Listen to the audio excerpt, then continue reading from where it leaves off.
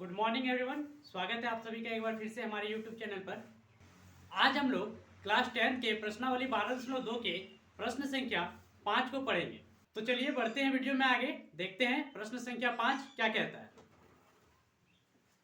प्रश्न संख्या 5 में हमें कहा गया है त्रिज्या 21 सेंटीमीटर वाले वृत्त का एक चाप केंद्र पर 60 डिग्री कोण अंतरित करता है, ज्ञात कीजिए।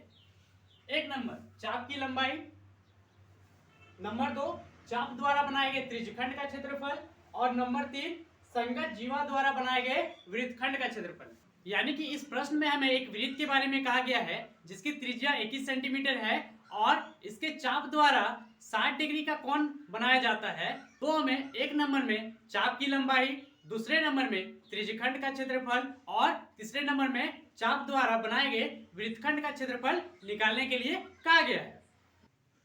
तो सबसे पहले हम लोग इस प्रश्न को एक चित्र बनाकर समझने का प्रयास करेंगे।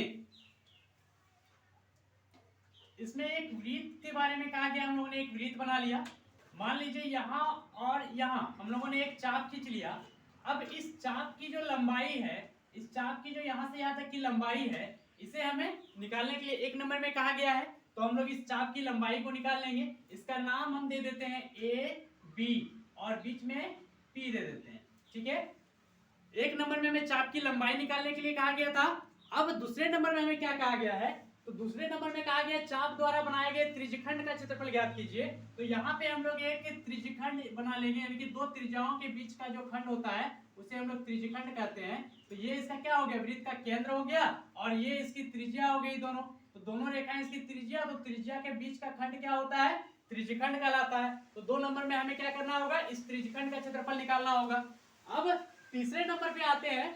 तो तीसरे नंबर पे हमें कहा गया है संगत जीवा द्वारा बनाए गए वृत्तखंड का क्षेत्रफल ज्ञात कीजिए। तो संगत जीवा द्वारा बनाए गए वृत्तखंड का क्षेत्रफल, हम लोगों ने जो चाप खींचा था यहां से लेकर यहां तक, वहां पे हम लोग क्या करेंगे, एक दोनों चाप की लंबाई को हम लोगों ने एक रेखा द्वारा क्या किया, मिला लिया। तो अब हमें तीसरे नंबर में इस वृत्तखंड का क्षेत्रफल निकालना होगा, ठीक है। तो एक नंबर हम लोग चाप की लंबाई को निकालेंगे। चाप की लंबाई, चाप की लंबाई,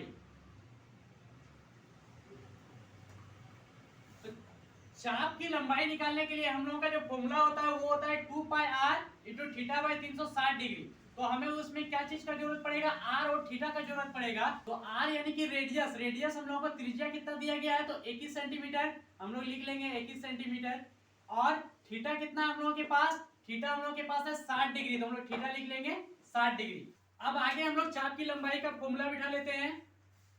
चाप की लंबाई, चाप की लंबाई का फॉर्मूला क्या होता है हम लोगों का, 2 pi r into theta by 360 degree. तो 2 के जगह हम लोग 2 लिखेंगे, पाई का मान 22/7 लिखेंगे, और आर कितना हम लोगों का, तो 21 सेंटीमीटर है, 21 लिखेंगे। थीटा कितना हम लोगों का 60 डिग्री और नीचे 360 डिग्री। 1 0 1 0 कैंसिल, 6 से एक बार में और 6 से 6 बार में 36। फिर हम लोग 7 से काट लेंगे 21 को 3 बार में, और 3 से कट जाएगा 6 2 बार में, और ये 2 जो है वो 2 से एक बार में कट जाएगा। तो ऊपर हम लोगों का रह गया 22 गुना 1 और गुना 1, और नीचे हम लोगों का कुछ भी नहीं रहा तो 1 है। तो हम लोगों ने एक नंबर यानी कि चाप की लंबाई को निकाल लिया है। अब हम लोग नंबर 2 की ओर बढ़ेंगे जिसमें हम लोगों को त्रिज्यखंड का क्षेत्रफल निकालने के लिए कहा गया है। यानी कि चित्र में देखने पर हम लोग देखेंगे कि इस वाले भाग का क्षेत्रफल निकालने के लिए कहा गया है। ये जो पूरा का पूरा भाग है, यहाँ पे अगर हम लोग ओ नाम दे देते हैं तो त्रिज्यखंड ए ओ बी पूरा का हम लोगों को क्या करना है, क्षेत्रफल निकालना है। तो हम लोग लिखेंगे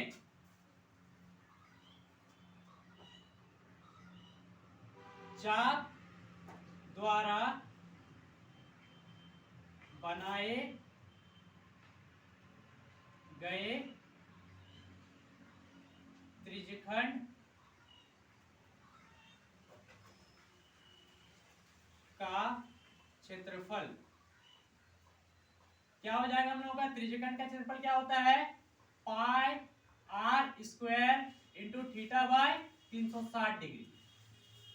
तो पाई के जगह हम लोग फिर से 22/7 का यूज करेंगे, आर स्क्वायर, आर हम लोगों का कितना है 21 सेंटीमीटर, तो हम लोग लिखेंगे 21 गुना 21, स्क्वायर था इसलिए 2 बार लिखे।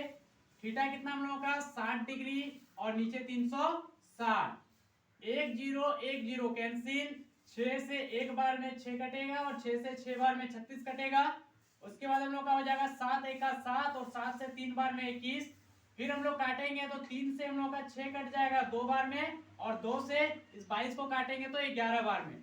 यहाँ से हम लोगों का क्या हो जाएगा, त्रिज्यखंड का क्षेत्रफल ऊपर हम लोग का बच गया 11 गुना 21 और नीचे हम लोगों का सारा कैंसिल हो चुका है, तो 11 गुना 21 यानी कि 231 सेंटीमीटर स्क्वायर, यही हम लोगों का आंसर हो जाएगा। यानी कि चाप द्वारा बनाए गए त्रिज्यखंड का क्षेत्रफल क्या होगा हम लोगों का 231 सेंटीमीटर स्क्वायर। अब हम लोग नंबर 3 को बनाएंगे। नंबर 3 में हमें कहा गया है कि संगत जीवा द्वारा बनाए गए वृत्तखंड का क्षेत्रफल निकालें। तो वृत्तखंड यानी कि हम लोगों को इस वाले भाग का क्षेत्रफल निकालना होगा, इस वाले भाग का क्षेत्रफल निकालना है। तो इस वाले भाग का क्षेत्रफल निकालने के लिए हम लोग क्या करना होगा, पूरे त्रिज्यखंड के क्षेत्रफल में से हम लोग क्या करेंगे, इस त्रिभुज का क्षेत्रफल माइनस कर देंगे। अब त्रिभुज का क्षेत्रफल, त्रिभुज तो बहुत प्रकार के होते हैं, तो इसमें हम लोग का ये त्रिभुज क्या होगा, समबाहु त्रिभुज होगा। कैसे, क्योंकि इसकी ये दोनों भुजाएं 21 सेंटीमीटर लंबाई की है। कैसे, तो हम लोग का त्रिज्या कितना दिया हो 21 सेंटीमीटर, त्रिभुज की ये भुजा अगर 21 सेंटीमीटर है तो ये भी त्रिज्या 21 सेंटीमीटर है, तो ये वाली भुजा भी कितनी हो जाएगी 21 सेंटीमीटर होगी। जब इस त्रिभुज की दो भुजा आपस में बराबर है और एक कोण 60 डिग्री का है तो ये त्रिभुज एक समबाहु त्रिभुज होगी। क्या होगी, एक समबाहु त्रिभुज कहलाएगी। तो समबाहु त्रिभुज का क्षेत्रफल क्या होता है हम लोगों का √3/4 इंटू भुजा स्क्वायर। तो अब नंबर 3 बनाएंगे हम लोग। नंबर 3 में हमें क्या बनाना है, संगत जीवा द्वारा, संगत जीवा द्वारा बनाए गए वृत्तखंड का क्षेत्रफल, वृत्तखंड का क्षेत्रफल क्या होता है, वृत्तखंड का क्षेत्रफल हम लोग कैसे निकालेंगे, तो पूरे त्रिज्यखंड में से, त्रिज्यखंड का क्षेत्रफल हम लोग लिखेंगे त्रिज्यखंड का क्षेत्रफल और उसमें माइनस कर देंगे हम लोग समबाहु त्रिभुज, समबाहु त्रिभुज का क्षेत्रफल, समबाहु त्रिभुज का क्षेत्रफल। अब आगे क्या करेंगे हम लोग, त्रिज्यखंड का क्षेत्रफल हम लोगों ने कितना निकाला था, त्रिज्यखंड का क्षेत्रफल तो 231 सेंटीमीटर स्क्वायर, हम लोग लिख लेंगे यहाँ पे 231 सेंटीमीटर स्क्वायर। और हम लोगों को क्या करना है, समबाहु त्रिभुज का क्षेत्रफल निकालना है। तो समबाहु त्रिभुज का क्षेत्रफल क्या होता है, √3/4 इंटू भुजा स्क्वायर। फिर से लिखेंगे 231 सेंटीमीटर स्क्वायर माइनस √3/4, भुजा इसका 21 सेंटीमीटर, तो 21 सेंटीमीटर का स्क्वायर। अब यहां से क्या होगा हम लोगों का 231 सेंटीमीटर स्क्वायर माइनस √3 इंटू कितना हो जाएगा 21 का स्क्वायर, 21 का स्क्वायर यानी कि 21 गुना 21 441 और सेंटीमीटर है और पावर स्क्वायर है तो सेंटीमीटर स्क्वायर यानी कि 441 सेंटीमीटर स्क्वायर। और नीचे कितना हम लोगों का 4, यहां से हम लोग लिख सकते हैं 231 centimetre square minus 441 √3/4 centimetre square.